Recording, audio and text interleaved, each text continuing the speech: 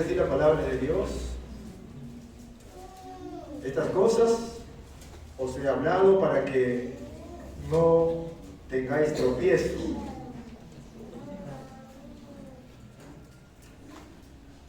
Os expulsarán de las sinagogas. ¿Y qué dice más? Es la palabra: y aún viene la hora cuando cualquiera que los mate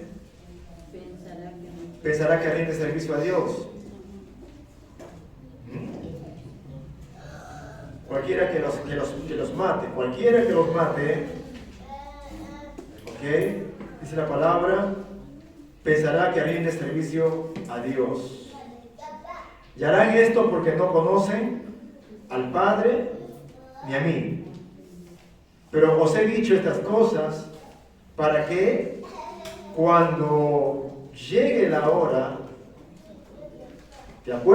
se acuerden de que ya os lo había dicho. El Señor está hablando a sus discípulos, los está preparando para las cosas que iban a venir o iban ellos a vivir o a experimentar.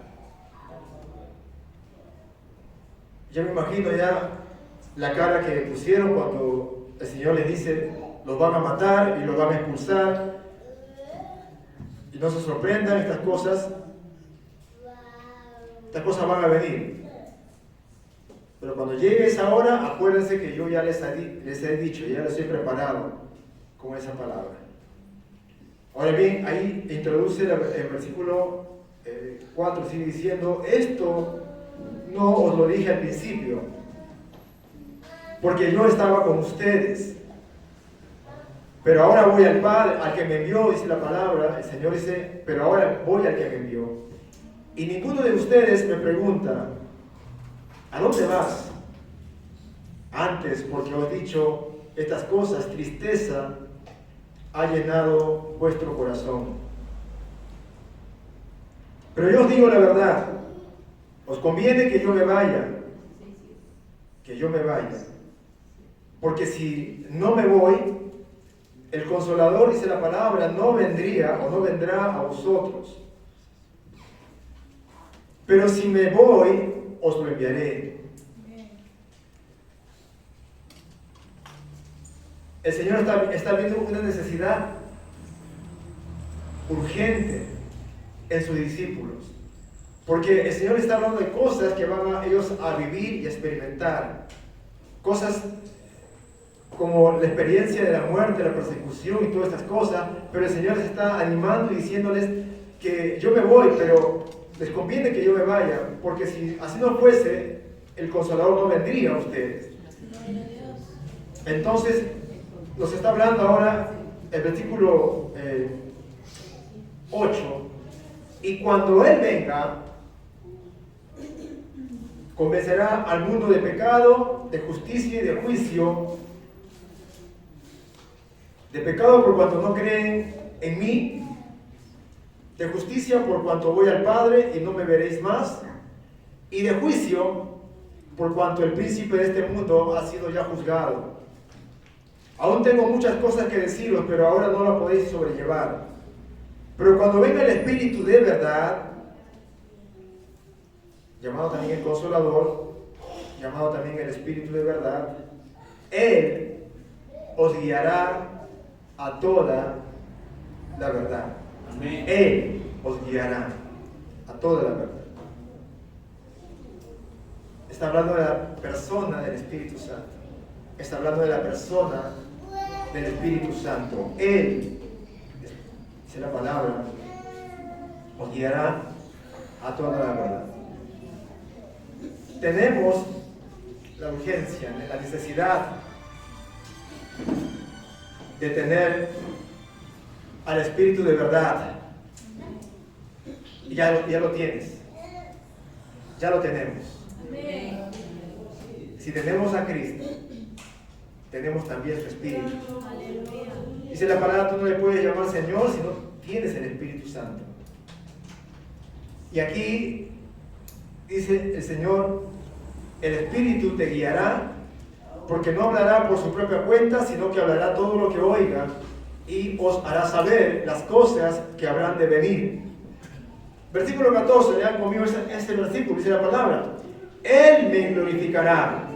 La pregunta es, entonces, ¿quién hace que tú adores, o quién es el que hace que tú expreses adoración al Señor? El Espíritu Santo. Es el Espíritu que mora en nosotros. Es el Espíritu quien produce adoración. Dice la palabra, Él me glorificará. ¿Hemos cantado al Señor? ¿Cuántos hemos cantado al Señor? ¿Cuántos hemos alabado? No solamente uno piensa y dice, bueno, son canciones, ¿no?, bonitas. No, estás tú glorificando al Santo, tú estás glorificando al Señor, tú estás adorando al Rey de Reyes y Señor de Señores, tú estás expresando alabanza y adoración. Así que conozcamos estas características y estas funciones de las cuales el Espíritu Santo hace en nosotros. Nos lleva a la verdad y hace que nosotros adoremos a Cristo. Él me glorificará porque tomará de lo mío y os lo hará saber. Aleluya. Todo lo que tiene el Padre es mío, por eso dije que tomará de lo mío y os lo hará saber. Eso es la relación que tenemos nosotros. Ahora bien, ¿por qué no se ponen de pie y vamos a saludarse los unos a los otros? Salúdense ustedes, hermanos. Un saludo, un abrazo, bienvenida a los que nos visitan por primera vez también. Bienvenido. Y los niños van a pasar a la sala de la entrada. Todos los niños, por favor, los padres, las madres, lleven a sus pequeños hacia la entrada. Ok, todos los niños.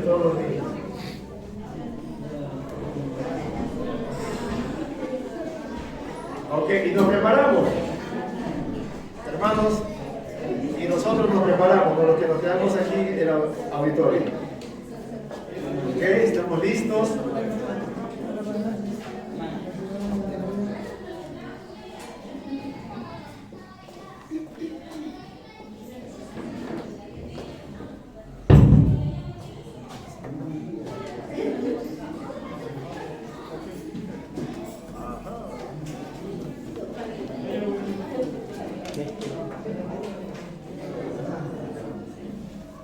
Aleluya. Tenemos una buena noticia entonces. El Espíritu Santo está aquí con nosotros. Amén. El Señor está con nosotros. Amén. La palabra de Dios dice: donde dos o tres estén congregados, ahí estoy yo en medio de ellos. Gracias, Padre, por tu presencia. Aleluya. Así como ese texto que se comenzó a leer, si Jehová no edifica la casa, y es la dependencia que tenemos nosotros. Sin Él no hacemos nada, sin Él no tenemos nada, sin Él no logramos nada. La bendición viene del Padre, la bendición viene de Dios, la ayuda viene de Dios. No es la inteligencia de uno, no es la habilidad de uno, no es la capacidad de uno, sea papá, sea mamá, sino es Dios en nosotros, Dios con nosotros. Yo creo que el pueblo de Israel sabía eso desde antes. Y en esta noche quiero hablar sobre una palabra muy concreta. Y vamos para eso a abrir nuestras Biblias en Génesis capítulo 22, versículo 17. ¿Qué es lo que dice este capítulo? A ver, Génesis capítulo 22.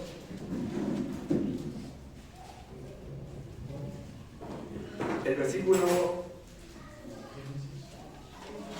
17. Miren, una gran palabra, una gran promesa del Señor a su pueblo, rápidamente. Bien, vamos a ver el capítulo 22. ¿Lo tenemos todos? Dice así la palabra de Dios, 22, 17.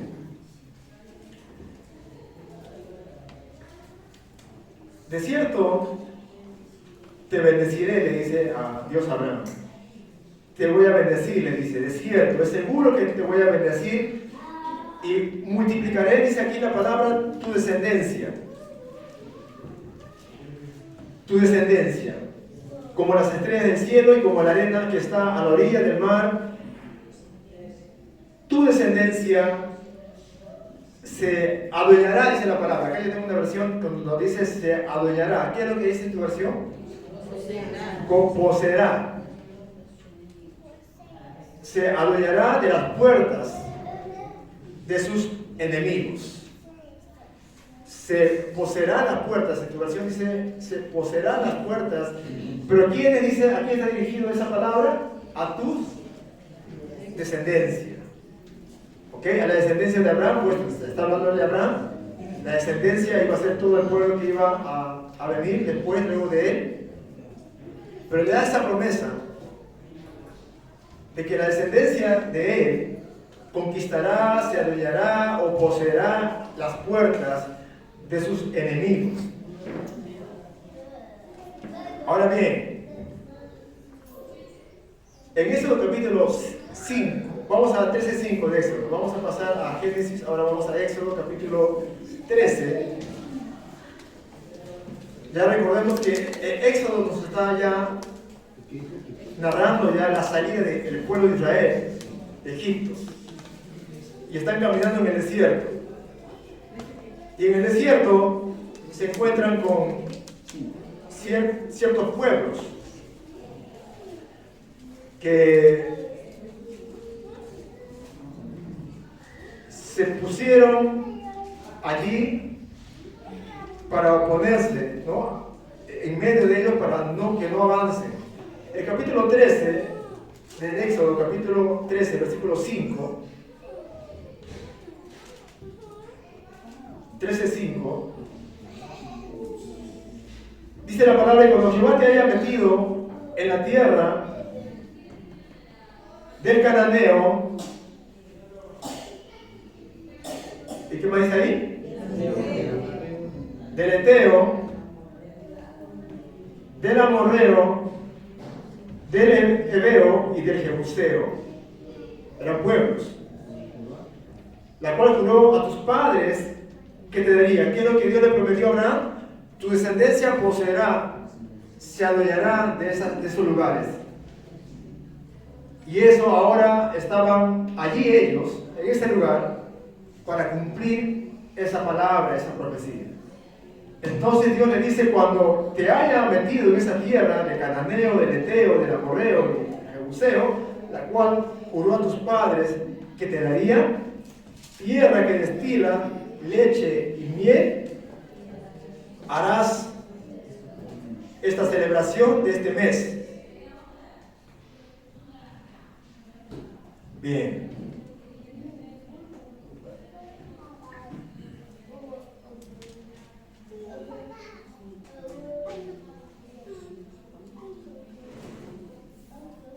Aleluya. Entonces Dios dice: cuando te haya dado esto, esas tierras, harás una celebración. Hay una palabra donde Dios le dice a Israel contundentemente que tendría que echarlos a ellos. Para que ellos tomasen la posesión de la herencia, tenía Israel que echar a los pueblos. No había tal cosa como una alianza como estos pueblos. No podían hacer un pacto como estos pueblos. La orden que Dios le va a dar a Israel más adelante será que los echen. ¿Ok? Que los echen. Ahora bien, ¿cuántos entendieron estos nombres que se mencionan en la Biblia? Es muy interesante entender por qué es que Dios no quería que el pueblo se entre en alianza con estos pueblos que hemos mencionado, cananeos, heteos. ¿Por qué? Porque cada uno de ellos, yo quiero que sería bueno que anotes en algún lugar, describen unas características, las cuales Dios dice: no tendrás nada que ver con esta gente, más bien tendrás que echarlos de esta tierra. Y eso dándonos a entender también nosotros como creyentes, como la iglesia de Cristo. Nosotros también, no es que nos hagamos nosotros de enemigos, es que ya por sí solo ya tenemos ya enemigos. ¿Cuántos saben eso? ¿Cuántos saben que nuestra lucha no es contra carne y sangre, verdad? Tenemos esa palabra de parte de Dios. No tenemos lucha. Ya el creyente desde ya se le está diciendo, tú tendrás que luchar, tú tendrás que ser una persona, un hombre, una mujer que pelee la buena batalla. Ahora bien, hablamos de eso y vamos a hablar también acerca de la lucha del creyente.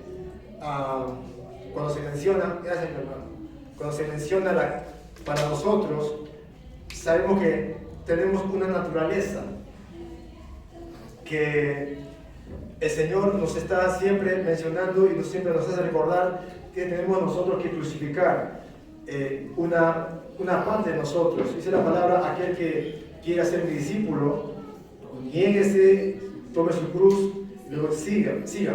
Esa parte que tiene que morir, esa parte que tiene que ser quitada de nosotros. Ya no estamos hablando del enemigo, Satanás, estamos hablando de algo mucho más cercano a nosotros, llamado la carne. Miren el amorreo. El amorreo significa lo siguiente. El significado de esta palabra, ¿qué significa esta palabra? Significa aquellos que viven en las montañas, siempre viven en las alturas, en las montañas, y bien en altos. Están viviendo ellos siempre en las partes altas. Esta gente, los amorreos, vivían en las partes de las montañas, siempre alto. Y para nosotros, ¿qué representa eso? ¿Qué tenemos que erradicar? ¿Qué tenemos que sacar de nosotros? Bueno, eso nos habla de la fama. ¿Es mala la fama? No sé qué tan famoso queremos ser, porque hay gente que sí busca la fama, busca el reconocimiento, busca el brillo, busca el sobresalir y ser famoso, digamos en una manera, pero tengamos cuidado con eso. Juan capítulo 3, versículo 30. ¿Quién puede? Vamos a leer este pasaje de Juan capítulo 3, versículo 30. A diferencia de buscar nosotros el reconocimiento del mundo, ya que el amorreo representa eso, Dios dijo, échalo, quítalo.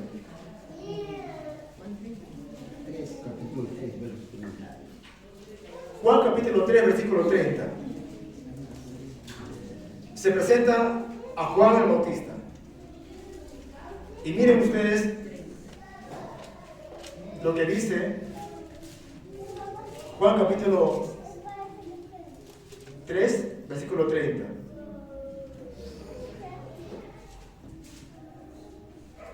Es necesario que Él crezca y que yo mengüe. ¿Cómo es la manera que podemos vencer nosotros a este enemigo? A estos simbólicamente llamados amorreos.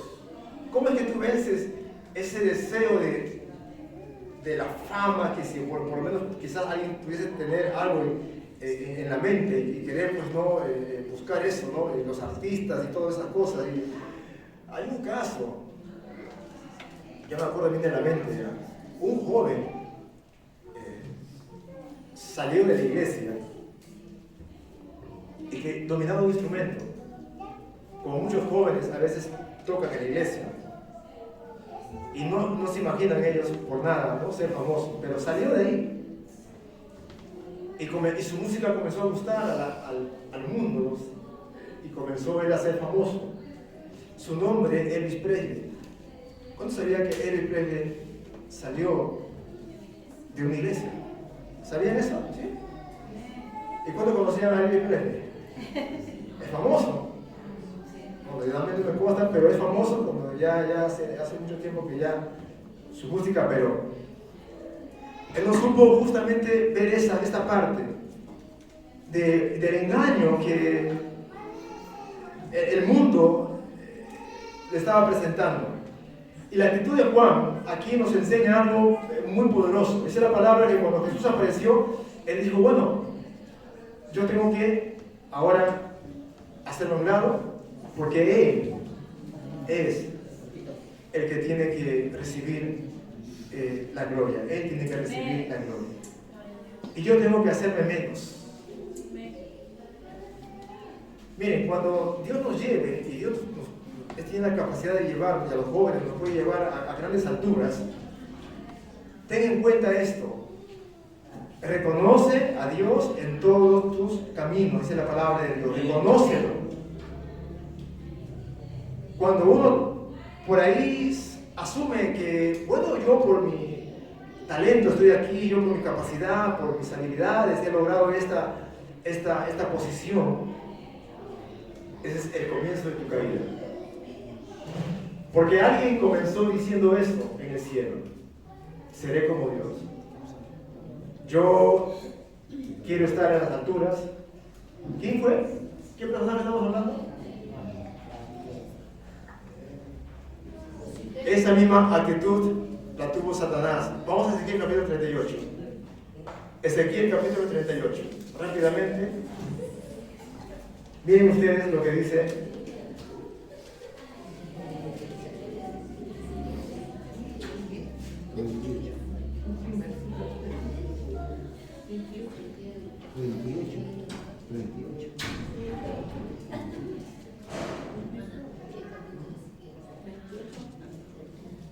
A ver.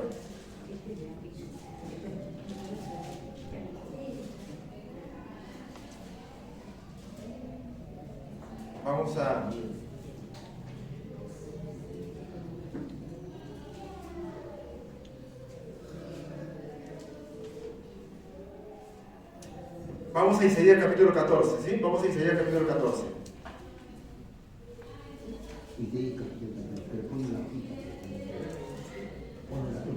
Isaías 14, 13. Rápidamente, Isaías capítulo 14, versículo 13. Dice así la palabra de Dios: sobre las alturas de las nubes subiré, dice aquí, y seré semejante al Altísimo. ¿De quién está hablando?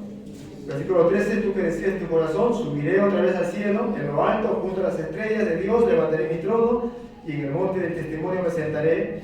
Y ahí dice la palabra: sobre las alturas de las nubes subiré y seré semejante al Altísimo. Versículo 15: mas tú derribado serás, mas tú derribado eres hasta el Seol.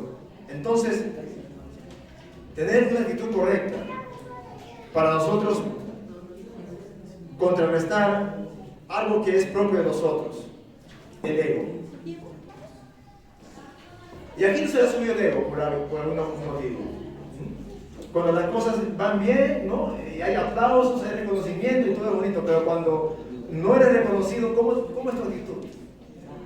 Tiene que ser como la actitud de Juan. Cuanto más alto llegues, menos te puedes hacer. Amén. Hazte menos. Toda la gloria es para Dios. Toda la gloria es para Él, para el Señor. Estés donde estés, te lleve donde Dios te lleve, Dios tiene que recibir la gloria. Vamos a ver lo segundo, el cananeo. El amorreo tiene que ver en las alturas, tiene que ver, él siempre vive en las alturas, siempre busca el reconocimiento, el brillo y la fama. Los cananeos eran los mayores comerciantes que habían en esa parte de ese territorio, ¿okay? Del oriente. Hablamos de los mayores comerciantes. Hablamos de la gente que le gustaba comerciar y comenzar a obtener ganancias, y hablamos de lo material. Ya la palabra de Dios nos advierte sobre eso también. Colosenses 3:1.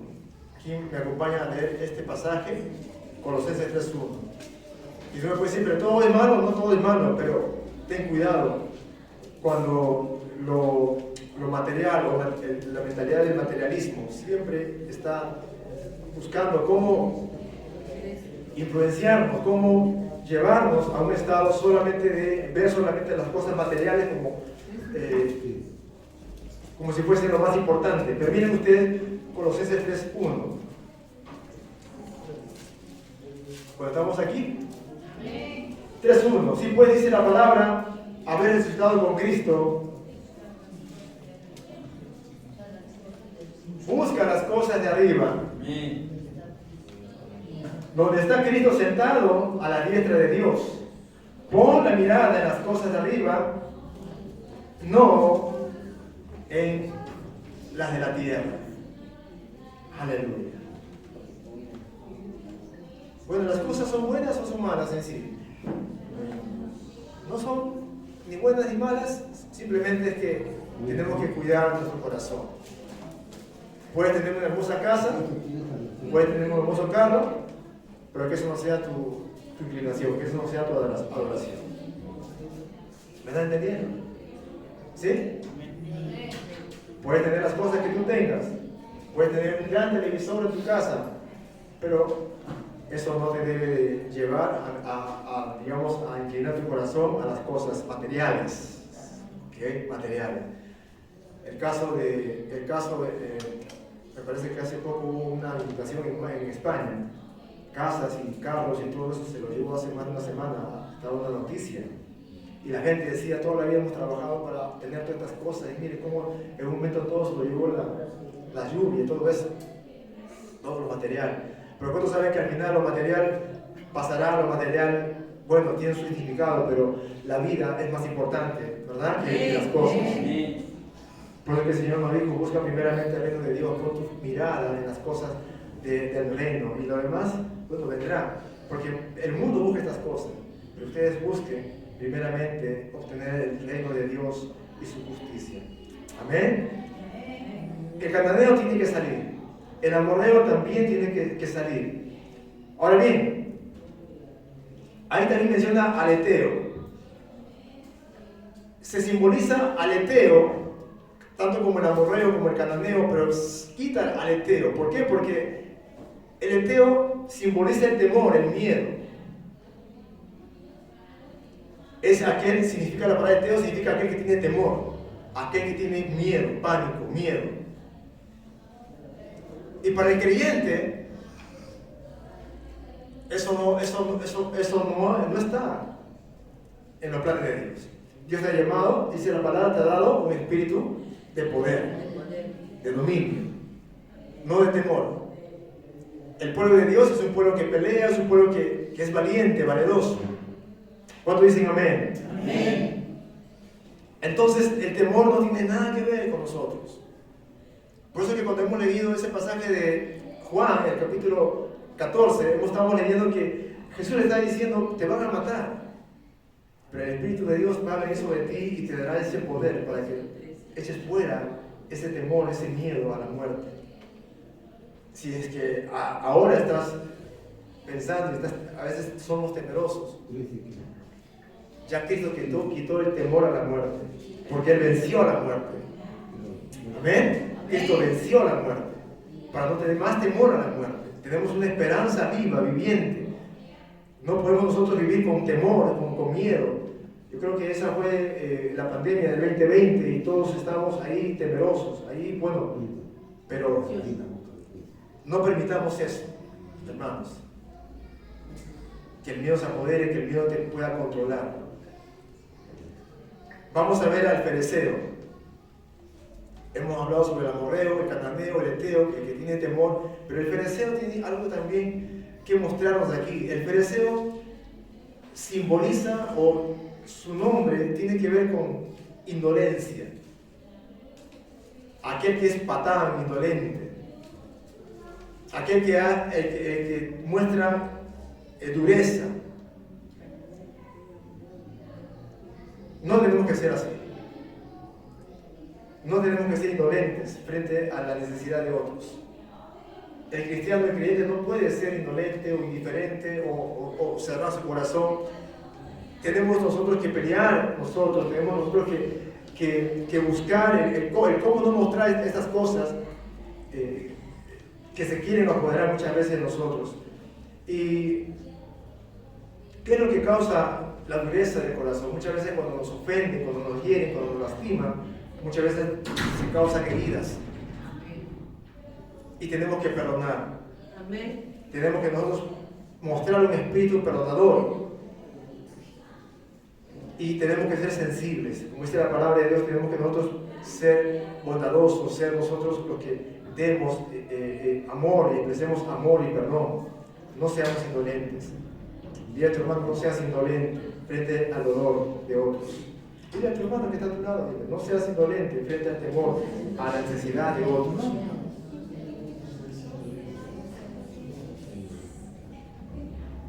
El Señor tenía compasión. Muchas veces dice la palabra que el Señor era movido a compasión.